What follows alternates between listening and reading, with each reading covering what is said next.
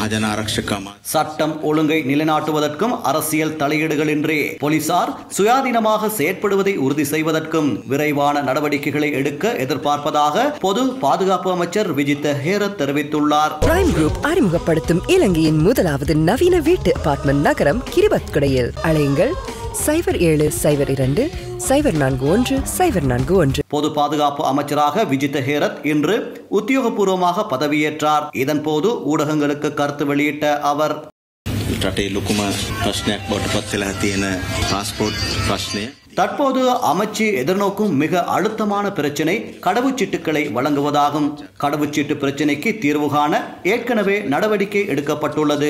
கடவுச்சீட்டு வரிசைகளை முடிந்தவரை அகற்றுவது குறித்து ஆலோசிக்கப்பட்டு வருகிறது. புதிய கடவுச்சீட்டு முறை அக்டோபர் 15 மற்றும் 20ஆம் தேதிக்குள் அறிமுகப்படுத்தப்படும். அதற்குள் இந்த பிரச்சினைக்கு தீர்வு காணப்படும்.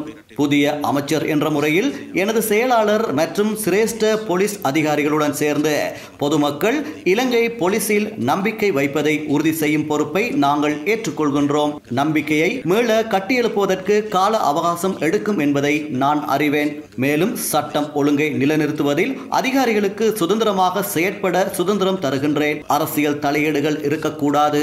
எங்கள் அரசாங்க அமைச்சர்கள் மற்றும் பாராளுமன்ற உறுப்பினர்கள் போலீசாரை தொடர்பு கொள்ள மாட்டார்கள் என்று நான் உத்தரவாதம் அளிக்கின்றேன். அத்தோடு சட்டம் மற்றும் ஒழுங்கை அமுல்படுத்துவதில் இதற்கு முன்னர் ஏதேனும் தவறுகள் இடம்பெற்றிருந்தால் அவற்றை நிவர்த்தி செய்யுமாறு உயர் போலீஸ் அதிகாரிகளை அவர் வலியுறுத்தியுள்ளமை குறிப்பிடத்தக்கது. දේශපාලන වශයෙන් අපිට හිතවත් කෙනෙක් වැරද්දක් කරත් ඒකෙදි විශේෂයක් සලකන්න ඕනේ නැහැ. වැරද්ද නම් වැරද්ද. නීතිය හරියට ක්‍රියාත්මක කරන්න.